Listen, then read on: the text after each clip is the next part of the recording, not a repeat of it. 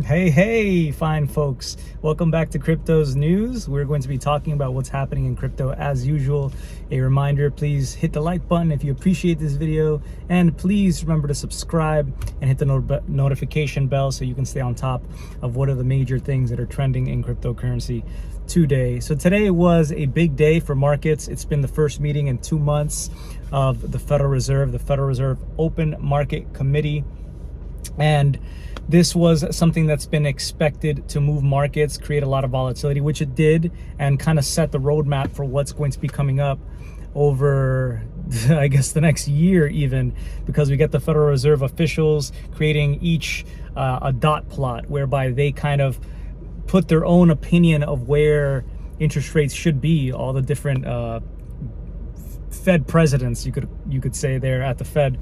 And so we got the dot plot, and it's looking like, in fact, the Federal Reserve is committed to continuing to increase their tightening of conditions and increase rates throughout 2023 into a range of between 4.5% to 5%. Today, they've hiked interest rates 75 basis points, as was the prediction and expectation from about 82% of the market polled yesterday, like we talked about. So they hiked it from 2.5% to between 3% and 3.25%. And so that's pretty much in line with expectation. That's why you have cryptocurrencies not doing too much at first. I mean, there's been a lot of volatility. We got a spike in ETH that took it up to like 1383, and then it dropped off, and right now it's sitting about $1,312, down 1.2%. We have the overall cryptocurrency market cap down 0.8%, and we have big boy Bitcoin, some allegory there, down 0.8%, just south of $19,000 at $18,896. So when we first got, because half an hour before we actually get a speech from the president's Federal Reserve President Jerome Powell, before he came out, half an hour before that, we find out what it's going to be, the interest rate and hike, and that was printed at 75 basis points, pretty much again in line with what everyone expected. And so we actually had markets rally a little bit. Then the man himself started speaking and things started to take a turn. Pretty much everything he said was not bullish, and was just talking about how they have to continue their course because inflation has not abated, and they expect it's going to take continued increases in the rates in order to stifle demand. And I think he's totally fine reducing employment just like that, it would appear. So I guess not too much of a surprise there. They've been telling us they're going to be doing that for some time, but it's not good for risk assets right now, especially since you have cryptocurrencies kind of trading in tandem, very highly correlated with the NASDAQ and tech stocks. And overall, you have the stock market in just like a limbo land, but seemingly pointed more to the downside than the upside. It's not what markets have wanted to hear, market participants.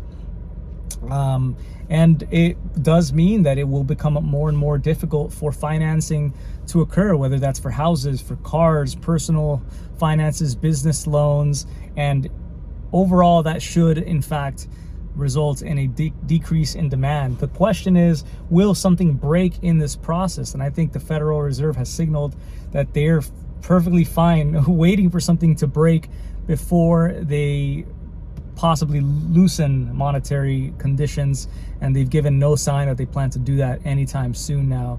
So I think this is something that just kind of sets the framework for things to continue to be bearish for the most part. I think we would have to see cryptocurrencies seen as a real hedge from monetary debasement, ultimately, and being seen as a primary means for that to see substantial moves. Although we could have some sort of technological thing that happens. I mean, we've had NFTs and DeFi bring considerable attraction to this space, but it's not like DeFi and NFTs or anything brand new when they started to blow up. These are things that have been in the works for quite some time for Ethereum, since its outset, but it did take the mainstream kind of paying attention. It took being in a bull market before these things started to get outsized attention, I guess you could say.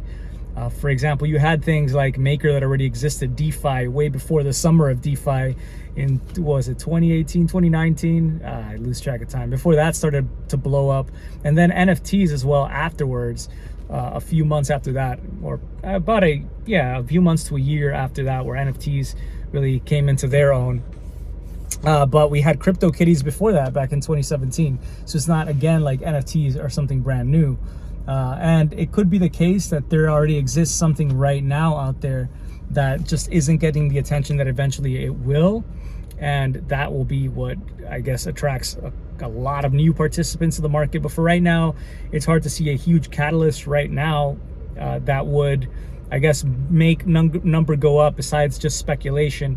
But there could ultimately be a point of ultimate capitulation where you have like the hodlers of last resort who just continue to accumulate, and there are those who continue to accumulate week after week, and those are the only ones left, and they're not willing to sell no matter what, and they somehow manage to keep employment and not have to sell their assets, and that creates an ultimate bottom for Bitcoin. We could have some sort of strange technical bottom, I guess, happen ultimately. But as is being pointed out, Bitcoin has only ever existed in eras of loose monetary conditions in 2008. This rate hike brings us into the same level of tightening as we had back in 2008 with interest rates, and now it's only up from here. So I guess something could potentially break. There are more safety features in place across the financial market to try to prevent bad things from happening, but it's difficult to control everything. And so I think that's the real battle that the Federal Reserve has here in trying to maintain credibility. So far, in their efforts to maintain credibility, they continue to hike interest rates. So, and that's, I mean, one of the only tools that they can do besides getting involved with things like mortgage-backed securities and increasing the balance sheet that way. They really have no other way to impact things. So for now, it looks like what they're mostly doing is causing the stock market and assets to just drop. And unfortunately, there hasn't been much of a hedge. Even in the United States, it's interesting thinking about like the price of oil is being kept artificially down because the Strategic National Reserve has been just dropping off. Something like a quarter of it has already been pushed in to keep the price of oil low. But still, I saw an article here in LA where we're headed back up to $6 a gallon. It does appear we were around $5 a gallon recently, but we're averaging now like $5.50 here and moving higher after we had a little bit of abatement. So even with the National Reserve of oil that is kept for emergency situations finally being depleted and issued, we still have prices going up. So I think that is of note as well. This puts pressure on folks, causes demand to drop off, and so it's a weird time. But at the same time, the consensus is that things are going to continue lower, and people have already all sold, which I don't think is the case. Is that you still have a lot of hodlers out there, and I'm not talking just about crypto. I'm talking across the board. You still have money coming in through ETFs, through people's jobs. But if people start losing jobs, that could take even a bigger hit. So I just want to outline some of the huge risks that do exist here. I was previously a perma bull, but I still try to look for those things that make me a perma bull. But right now, it's just a time where it does seem like we're going to have at least a period of pain. And that could be months. I'm expecting at least a few months, but it could be into a year. I'm hearing now from more and more folks, they're getting just bearish until like 2025. I don't know that you can predict that far out. We're only in 2022. So trying to predict 2025 seems like a fool's errand to me. Anyway, that's the main subject that's happening today. Other things that are in the news include crypto specific news, that is Kraken CEO. So Kraken, one of the first serious Bitcoin exchanges, is having their OG CEO Jesse Powell step down finally after opening the exchange back in 2011. He's named a new CEO. He announced that he had interviewed or the Kraken had interviewed about 12 CEOs before falling in with this one, who says that the culture is going to stay the same. It's a culture that's embraced the ethos of decentralization, although there are some other more controversial things related to the culture.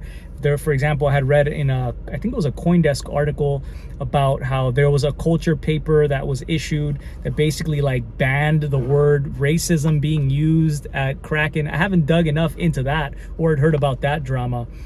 So I guess that's part of the culture that won't be changing. But for the most part, Jesse Powell has been a hardcore, it seems like libertarian, voluntarist, believer in freedom. And although saying controversial things in the past related to vaccines and everything else as well, like we just mentioned, he has been a staunch supporter of, self-sovereignty, of enabling access to cryptos.